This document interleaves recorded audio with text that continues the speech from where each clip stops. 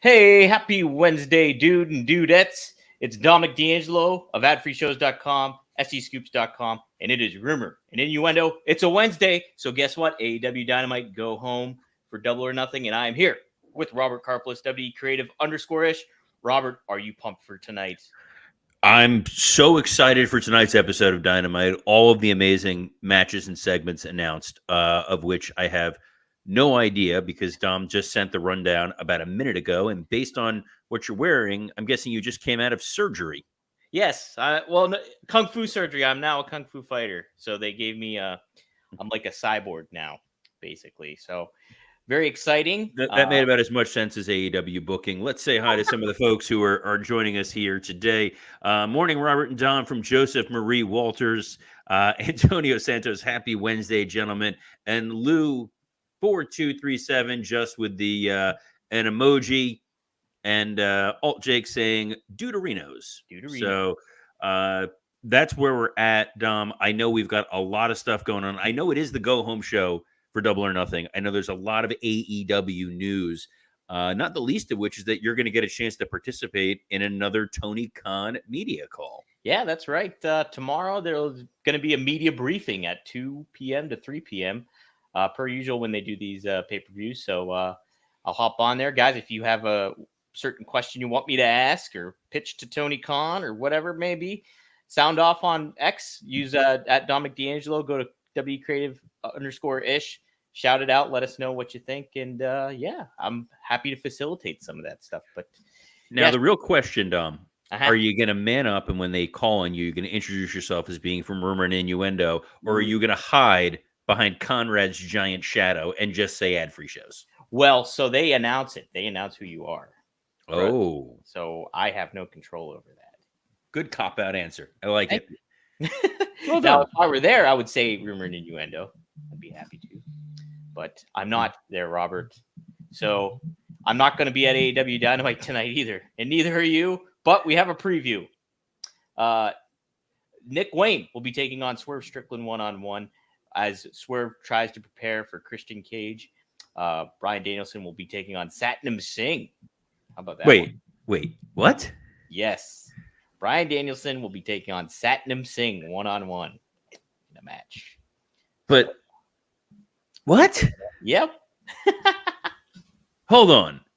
I just want to clarify something. So Bryan Danielson is part of Team AEW, yes, going into their pay-per-view on Sunday, where they're fighting for the soul of all elite wrestling.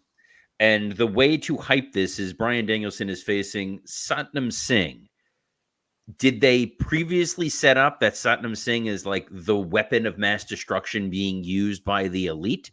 No. Is this feels like a storyline thing where you're like, to soften you up, you're going to face this big giant monster. It's when they used to like bring out the Big Show as a punishment match or make you face Omos or Mark Henry or something. I'm guessing that's the motivation that they're using, but without telling that story and just putting it out there, that not only feels like a random match, that feels like it is going to be a very, very bad match. It seems like it almost feels like Danielson was like, "Oh, I want to wrestle Satnam Singh. Can we do that?" And then it just happens. I think that's what it feels like. If Bryan Danielson is requesting a match with Satnam Singh, then I think we need to start scanning the brain again, making sure there's no further damage to Mr. Danielson. Hey, friend of the show, Jeff Jarrett, has big praise for Satnam Singh. Not pun intended, by the way, but he really thinks the world of him. And thinks dude's got a great look. He's star. He's massive, and he's able to appeal to the broader international market, being able to get inroads into India, former NBA player. We have not really seen anything with Satnam Singh wrestling in order to feel like there's any confidence in this kind of a match. And given the limited window that we do have Bryan Danielson for as a full-time member of the roster, I'd want to maximize his minutes. And at least if you're going to have him wrestle matches that are exciting. I don't think anybody was like, man, my dream match is Satnam Singh. Again, if the idea is this is a, quote, punishment match, that should have been how it was presented outright. Yeah. It should have been the Bucks saying, we have a mystery opponent for you to face. And then, boom, here comes this big giant monster. We haven't seen that at all. It's AEW. You know, they book week to week as if they were an Alzheimer's patient. Right. So we also have Hook versus Brian Keith versus Katsuri Shibata. Did I say that right, Robert? Yes. Ooh. So Hook and Shibata were both feuding over who was going to face Jericho for the FTW title, correct? Correct. Why is Brian Keith added in? I know he's like the bounty hunter, right? He's the bounty hunter, Brian Keith. Is the bounty that he's going after the FTW title? I guess so. And I guess he's going to be the one to take the pin. I'm like literally trying to figure out why you're doing. You set up, which I thought was good, Shibata and Hook each having a motivation and a reason for why they want to go after Jericho. Now you're adding a third guy and just kind of putting him in there. This is what happens when I don't get to look at the rundown in advance. You're getting just unfiltered responses. I'm glad. I should do this more often. Don't do this more often. My blood pressure cannot take trying to make heads or tails of some of the Tony Khan booking decisions that we are being subjected to at the moment. Yeah, so that's on the tap. Then we also have Tony Storm and Mariah May taking on a returning. Oh my God, I'm not going to mess this one up too. Why do I? Saraya? Yeah, I said it right. Saraya and Harley Cameron. Okay. Yeah. So she's back. Kind of unexpected, right? It feels like that would have been a bigger thing that Saraya is wrestling, but they've been using Harley Cameron with Mariah May and Tony Storm to help further, I guess, the Serena Deeb feud. And whatever's going to prevent Serena Deeb from cutting an in-ring promo, I'm going to be in full favor of. Yeah, she's not advertised whatsoever on here. Well, you have to do so. I'm sure she'll have a presence in some way, shape, or form in this match, in this environment, because you have to sell the one-on-one match, the Tony Storm Serena Deeb match at the pay-per-view. Friday is going to be a hell of a show, guys. We're going to be doing a preview of both, God bless you, the King and Queen of the Ring PLE and the Double or Nothing pay-per-view Friday. Going to be a hell of a show. Tomorrow we'll be trying to make heads or tails of everything going on here. But that is, I'm all for a tag match furthering the storyline to what's going on with Tony Storm and Mariah May. How well are they aligned as a singular unit? Is Tony Storm focused too much on the Mariah May relationship versus retaining her title? We're trying to create some kind of an intrigue. I'm hopeful that Saraya is back to full strength and we get to see the best version of her. I know that the Outcasts stable that she created didn't really work very much. Partially, Ruby Soho, Ruby Riott out pregnant. Congratulations to her. She just got married. Yes, she got married to one of the guys from 2.0. Yeah, Angelo. Clearly, sure. Angelo Parker, dude's got great hair. The Saraya relationship with Tony Storm, hopefully they'll remind the audience of what their backstory was together, but who the heck knows, Dom? Right. You'd think that would be a bigger deal, Saraya coming back, and they would kind of hold off on that, maybe even until after her program with Serena Deeb. There's a question in the comment section. Ken asks, is Storm a babyface or a heel? Yes. That's probably the best answer you could give. Is that everything they've announced for Dynamite? Or is there more stuff that's? No. I almost said a bad word. I must use an inappropriate term on this show. I must have like hospital instead of medical facility. I'm genuinely intrigued by this match, Robert. This forthcoming match. Will Ospreay will be tagging with Orange Cassidy to face Trent Beretta and Roderick Strong. What a pairing, Ospreay and Cassidy. What do you think of that? Well, you're forwarding the Don Callis story. Mm-hmm.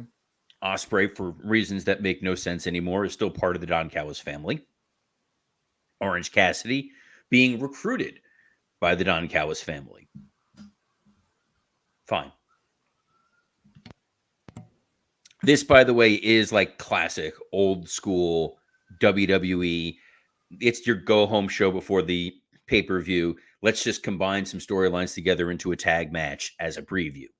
Also, any opportunity for Ospreay to be on TV, especially for him to wrestle, I'm all in favor of it. Yeah, it should be a fun one, I think. Good setup for both guys. I don't even know if Cassidy's facing Beretta at Double or Well, Nothing. they were feuding. If you Yeah, remember, they gave this match away for free right. as essentially a no holds barred match because they just brawled all over the place. You got a definitive finish, and Mhm. then a post match attack where Orange Cassidy got a spike pile driver onto steel steps and then immediately popped back up Right. for maximum dramatic effect. That's how you do it. Trying, I am trying. I know people are like, why are people so mad about what's going on with AEW? These are the questions. These are the things. And if you tuned in yesterday, I was not very kind to Monday Night Raw. No. Some of their booking decisions. My Wi-Fi was not very kind to me, so I'm back in my normal spot here. Thanks for the gig speed that I get from Xfinity not truly working properly. So Xfinity, hell of a sponsor here on Rumor and Innuendo. But like the Will Ospreay, Roderick Strong face-off that they had backstage Mhm. was some of the most interesting storytelling I think they've done with Roderick Strong. This idea that he's goading Ospreay to use the Tiger Driver, knowing how bad of shape Roderick Strong's neck was in before. He's resisting the urge to be overly comedic, which I appreciate. And as much as I'm not a big Roderick Strong fan, I feel like Ospreay could get a hell of a match out of just about anybody. And that's, by the way, that's not Roderick Strong not being a great in-ring wrestler. I think his presentation has been severely lacking during his tenure in AEW. That he's not terribly interesting. Yeah, it just feels like he's there and he's playing a role. Like, Is that everything for Dynamite, or we will get an appearance from John Moxley, the IWGP champion. The only world champion that matters is going to be there? It. Huge. Yeah, man. And Moxley promoting that eliminator match at the pay-per-view. Yep. Where we may see somebody potentially someday, possibly down the road, get a shot at the IWGP World Heavyweight title. Exciting. The single most important championship in the world, on the same night that we're seeing Swerve wrestle Nick Wayne. Correct. And in defense of that match, when Swerve and Nick Wayne have wrestled before, great matches. Mhm. Really good, really strong. But we kind of said this when they started down this Christian feud, that it's just Swerve running the gauntlet. Right. Same, yeah, paint by numbers kind of program going on that AEW has done time and time again. And on top of it, too, Swerve has not made to look like a wise champion either. It's just, what are they going to do? How are they going to position it? It should be a great match. We'll see how they position Swerve moving into the pay-per-view, though. But yeah, that's the lineup for tonight. Robert, are you excited after me revealing all these to you? Oh, over the top excited. Not at all watching because I'm required to in order to be able to talk about it on this show or on Working Stiff. Just super pumped to see the nonsense factory that's going on here. But it was interesting because Brian Alvarez, this is where I know I'm in trouble. Alvarez was saying things that I had previously talked about in terms of my criticisms of AEW. And it's just funny to see people coming around to what I've been trying to point out for a while now, which is they have great in-ring matches. Mm-hmm. Fantastic. You order their pay-per-view on Sunday, probably going to get like 7 5-star matches. It's the fact that there is no follow-up. There's no thread. There's no connective tissue to get you genuinely excited week to week, show to show. Everything just sort of exists in a vacuum. And when that happens, it makes shows skippable. And when a show is skippable, people forget about watching it when it actually happens. And you need those ratings. You need people to feel that it's immediate, that if I miss this episode of this show, my God, I've missed a lot. The example he used was people didn't watch Collision. Who cared? Like, what really occurred on Collision that was so important within broader continuity? And that's how wrestling fans look at wrestling in 2024. You want to make sure that there's a reason that the audience is coming back time and time again. And folks, hey, if you want your lady coming back time and time again, didn't mean to use the word coming like that. We want to talk to you about our friends at Blue Chew. This episode is sponsored by Blue Chew. Let's talk about sex. Guys, remember the days when you were always ready to go? Now you can increase your performance and get that extra confidence in bed. Visit BlueChew.com.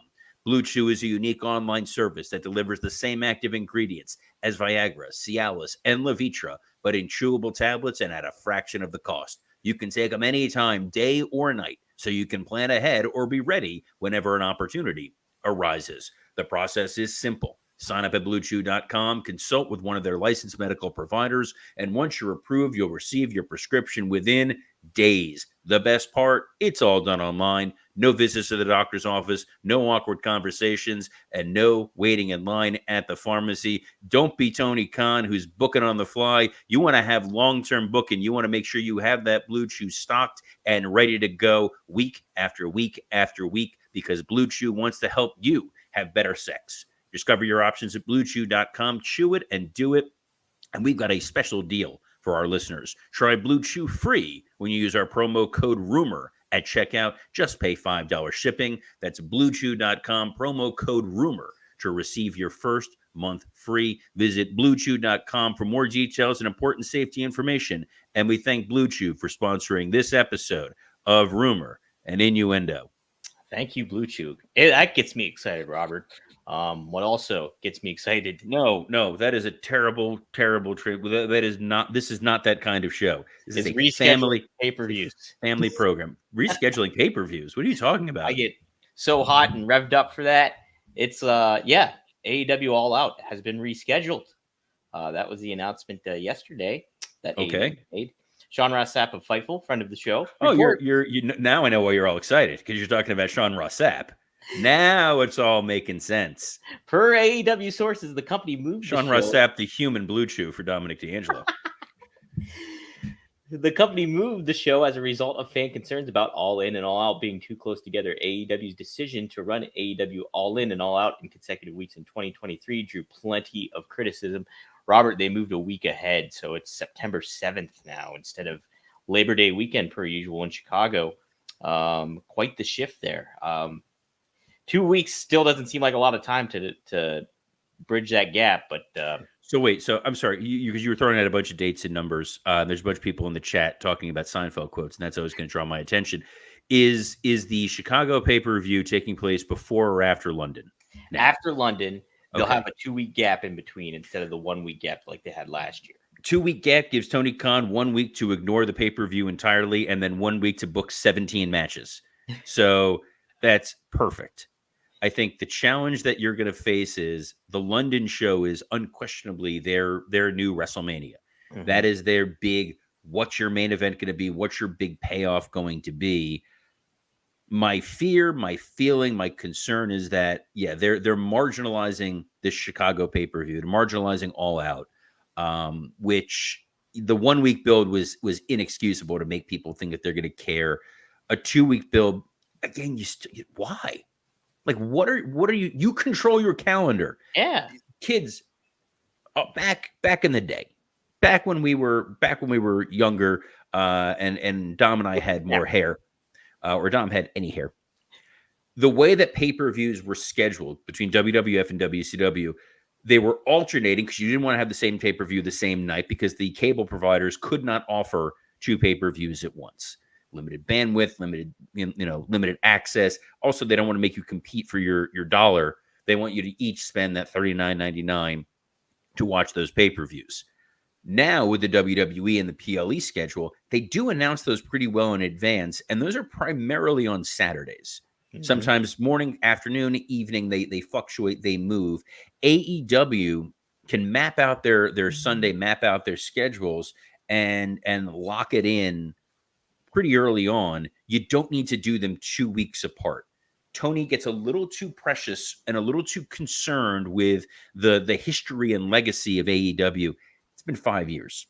I don't think the audience is super programmed that it's this particular day. Hell, WrestleMania next year got moved to the weekend of April 20th in Vegas. I'll be there. Dom hopefully will be there as well. But if WWE is not being that precious about Mania, you can afford to move an extra week ahead or an extra 2 weeks ahead, because you're not going to build a compelling storyline unless you're utilizing All In to build to All Out, where if there's a new world champion that wins the title at All In, assuming that potentially is the case, they only really have a week of solidifying who they are before they're going to be facing another contender. It's a very truncated schedule. In some ways, it's going to make All In feel less important, and in a lot of ways, All Out is absolutely going to feel a lot less important, which it did this past year. It did, yeah. I mean, they gave you a lot of great matches, but can you remember off the top of your head a lot of those great moments? And to quote Ken again, who are these people? And why do they have exact change?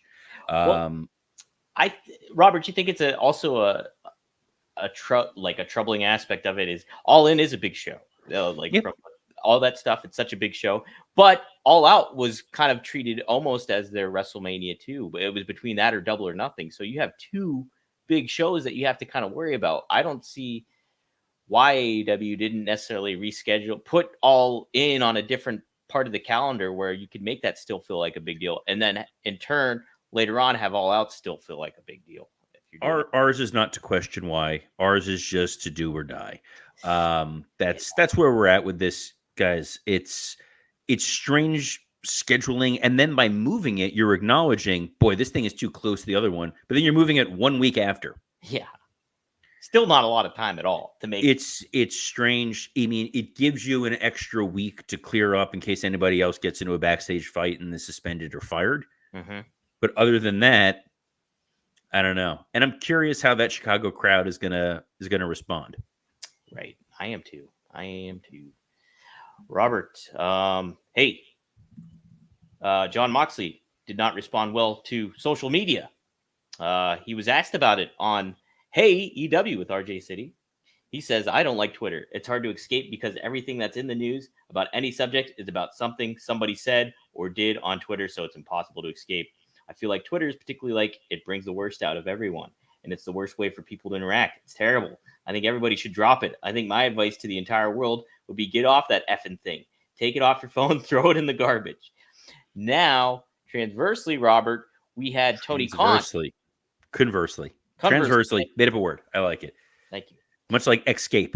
Escape, yes. Tony Khan had his own thoughts on social media on the Rocket Morning Show. On the Rocket Morning Show. In the 90s, certainly I do think a lot of help fuel the wrestling economy, but it was a very different time and things weren't all online. Everybody wasn't online all the time. It was a very different time for wrestling and a different time to be a sports fan. It changed for sports. Those rivalries and debates and sports are healthy. I think for wrestling too, it's a big part, for better or for worse, for wrestling fandom now. It's definitely a way people keep up on the shows and watch the shows. For me, I'm a big fan of that. I love promoting the shows online. I know our wrestlers are really engaged socially. It makes for healthy competition, I think. So a little bit of polarizing thoughts by two prominent names in AEW, Robert.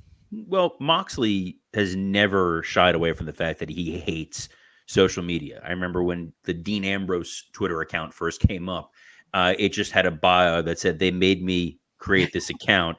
Enjoy. And he never tweeted anything. Yeah. Like that's who he is. Moxley is a genuinely weird guy. If you go back way back in the archives, when he was on the Art of Wrestling with Cole Cabana, and he talked about how he lived. He's very minimalist. He's like, I got a bed, I got a table, I got a lamp in my like that's it. I don't want to have stuff. He's like one step above being a one of these survival people living out in the wilderness somewhere. So it doesn't surprise me that Moxley doesn't want to be on Twitter. He's not someone who's going to engage with fans. He's not going to be someone who's going to engage in these sorts of conversations. He likes to keep the mystique. Tony is a little right and a little wrong. On the one hand, growing up in the 90s, there was an internet wrestling community. It was very niche. You had to go and try to find it. You were going to websites and web pages that you were hoping that there was some reliability in the rumor. Some of them were okay, some of them less than. If you were lucky, you found some great reviewers like a Scott Keith who would write these amazing reviews, and you're like, all right, I feel like I'm a better educated fan. People were able to ask questions, be able to understand, because there wasn't just Google and you could just find everything on Wikipedia. with the sports world, the sports analogy he made, I think, is where he loses me, because in there, he said that, because of the internet, the rivalries and debates of sports are healthy. AM radio was a haven for sports talk for decades. Yeah. That's literally all it was. It was people calling in to argue about sports, talk about sports, hear about sports. And then on ESPN, first it was Sports Center, then obviously all the different talking head shows. That did not exist for wrestling. So you found any way possible to be able to communicate with other wrestling fans, AOL instant messenger chat groups and email newsletters and chat forums, calling into hotlines where people would pay, $1.99 a minute to get that sort of information.